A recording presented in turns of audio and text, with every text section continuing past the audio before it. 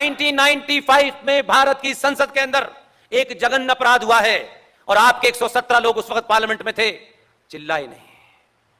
अगर सच में आग लगी होती तो यह काम मुझे नहीं करना होता, GDRSN को नहीं करना होता, सुशील पंडित को नहीं करना होता। इतनी बड़ी भीड़ है हमारे पास, चौराहे चौराहे भी बताते तो कहते कि हमें सबसे पहले 370 नहीं हटानी, ये हटाना है, क्योंकि जानकारी नहीं है कि जानकारी अगर आपको दे दी तो फिर दुकान चलेगी कैसे। 1923 में अंग्रेजों ने एक कानून बनाया, वक्फ प्रॉपर्टी कानून। उस कानून के तहत उसमें सिख भी थे, उसमें हिंदू भी थे, उसमें पारसी भी थे, सारे लोग थे कि ये लोग अपनी जो प्रॉपर्टीज हैं, मजहबी प्रॉपर्टीज हैं, उसका ये खुद देखरेख करेंगे। अंग्रेजों का बनाया हुआ कानून था। 1956 में फूल वाले चाचा ने किस दबाव में उसमें से सबको बाहर कर दिया, सिर्फ मुसलमान रह गया। 1985 में चचा के परिवार का एक आदमी जो हवाई जहाज उड़ा रहा था, वो एकाएक देश चलाने लगा। उसने उसमें एक फर्दर अमेंडमेंट किया।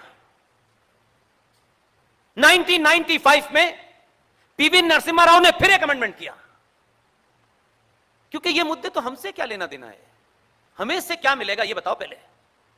इसकी चर्चा तो हम आपस में भी नहीं करेंगे, क्लास में भी नहीं करेंगे। दिन भर यहां भाषण, वहां भाषण, विज्ञान भवन में भाषण। भाषण तो दे रहे हो, लेकिन सच बात बता के जाओ, ताकि इनमें से कई सारे लोग कल उसको देखें तो कहें कि ये तो हमको पता ही नहीं था। 95 में अमेंडमेंट हुआ, 2013 में संसद से एक पूरा कानून बनके हमारे सामने रख गया। 2013 बहुत पुरानी डेट नहीं है मेरे भाई। हमको ये तो पता है फ्रांस में कौन सा नया कपड़ा फैशन में आया है, इंग्लैंड में क्या हो रहा है, अमेरिका में क्या हो रहा है, हमारी जमीन के, हमारे पैरों के नीचे क्या हो गया है, ये हम जानना नहीं चाहते। इसकी बात मत करो, अभी मत करो, कम से कम अभी तो हम मजा ले रहे हैं। 95 के बाद जब 2013 में एक कानून बना, उन लोगों की तैयारी देखिए, उन लोगों का विजन देखिए। कहते तो हैं आप पंचर पुत्र हैं, आप कहते रहिए, वो पढ़े लिखे नहीं है, हम उन्हें पढ़ा रहे हैं। आपसे 1000 साल आगे सोचते हैं। आप पढ़ाई का मतलब समझते हैं कि बेटा IAS हो गया, काबिल हो गया। आप सिर्फ ये देखते हैं कितने का पैकेज मिलेगा, इसको आप विकास समझते हैं, वो नहीं समझते हैं। उनका विजन देखिए कि उन्होंने इसे करा लिया, लेकिन आपसे संबंध रखने के बावजूद भी, आपसे दोस्ती रखने के बावजूद भी कभी इस पे चर्चा नहीं होने दी, ना आपको कभी प्रेरित होने दिया कि आप इस पे चर्चा करें। और आपको तो चर्चा इसलिए नहीं करने दी क्योंकि आपकी चवन्नी की उनके साथ बिजनेस चल रही है, इसलिए यार इस पे क्यों चिंता करें, रफीक भाई नाराज हो गए तो मेरा कपड़े का बिजनेस समाप्त हो जाएगा। उस कानून के तहत वक्फ प्रॉपर्टी कानून को एक ताकत दे दी गई है कानूनन, और कानून के तहत उनको ताकत क्या दी गई है कि वक्फ प्रॉपर्टी बोर्ड पूरे देश में, वक्फ प्रॉपर्टी कानून का सेक्शन 40 और 36 दोनों को पढ़िएगा जाकर के आप। 2013 में भारत की संसद में जो कानून बना वक्फ प्रॉपर्टी का, उसका सेक्शन और 36, ऐसा कानून दुनिया में मैंने नहीं देखा। कायर और लालची और दलाल नेताओं की चुप्पी के कारण देश में इस पे जन जागरण नहीं हुआ। वो ये कहता है, उदयपुर में जिस भवन में आप इतनी संख्या में बैठे हैं, यह भवन सिर्फ उनको यह कहना है कि यह वक्फ की जमीन पर बना है। उनको यह सिर्फ इतना ही कहना है और कुछ करना नहीं है। सेक्शन 40 कहता है कि अगर वो ये कहते हैं कि ये जमीन वक्फ की जमीन है, सेक्शन 40 इस बात की रियायत देता है कि उनको कागज नहीं दिखाने हैं। और आप कहें कि ये मेरी जमीन है, मेरे दादा का कागज, परदादा का कागज। सेक्शन 40 उसी कानून को यह कहता है कि जिसके पास कागज हैं, वो कागज आप हाई कोर्ट में नहीं दिखा सकते, क्योंकि हाई कोर्ट अधिकृत ही नहीं है आपका मुकदमा सुनने के लिए। आप कोर्ट नहीं जा सकते। सेक्शन 36 ये कहता है आपको कहां जाना है। वक्फ प्रॉपर्टी के डकैत जिहादियों ने आपकी जमीन पर जो कब्जा किया है, जिसको भारत की संसद ने सैंक्शन दिया है, उनके पास वो एक ट्राइब्यूनल बनाएंगे। उस ट्राइब्यूनल में 5 सदस्य होंगे, MP भी मुसलमान, MLA भी मुसलमान, मुतवल्ली भी मुसलमान, और दोनों सदस्य 5 मुसलमान होंगे। उस ट्राइब्यूनल में अपने कागज ले जाके आप अर्जी लगाएंगे कि जो आपने हमारी जमीन छीनी है, हम आपके खिलाफ इस ट्राइब्यूनल में मुकदमा लेके आए हैं। बताइए क्या मिलेगा आपको।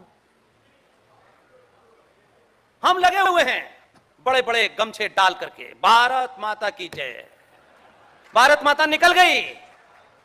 जो बताना था कि भारत माता क्या है वो नहीं बताया, नारा लगाते रहो यार, नीचे देखो ही मत, ऊपर देखो।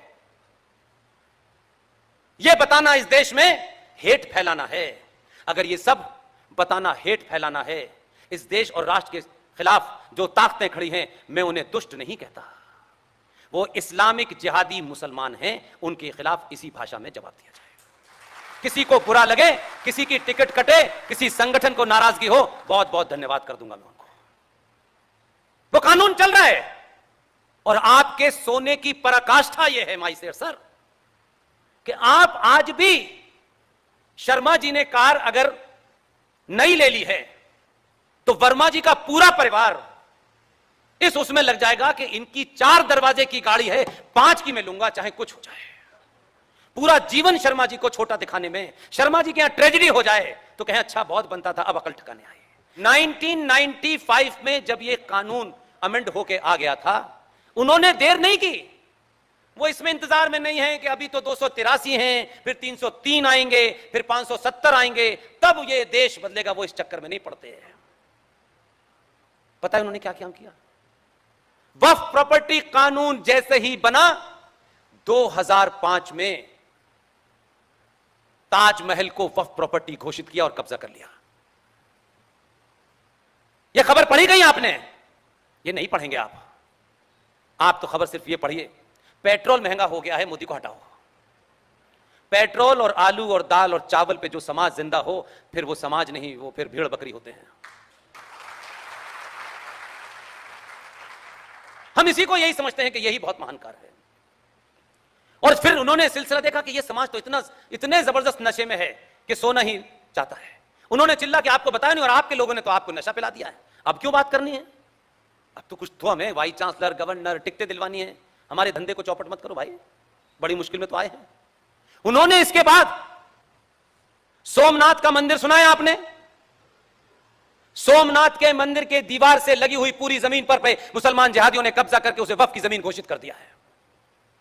हमारी पीढ़ी में से बहुत सारे लोग कहेंगे क्या है, पीछे ही तो है मंदिर के, पीछे वाले को आगे आने में समय नहीं लगता है।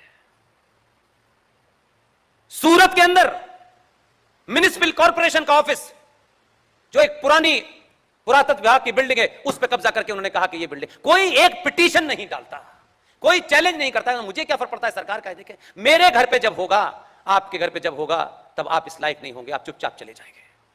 ये जो जमीन का टुकड़ा जिसे दिन भर भारत माता की जय कहते रहते हो, ये गया आपके हाथ से। और अभी सूरत के म्युनिसिपल कॉर्पोरेशन के ऊपर उन्होंने दावा ठोक दिया। आप कुछ कर ही नहीं सकते। आप तो सरकार से मांग करते हो ये जीएसटी क्यों नहीं हटाई, आप करते रहो। ये जीएसटी, ये नौकरी, ये तमाम सारी चीजें जीवन का माध्यम है, लक्ष्य नहीं है।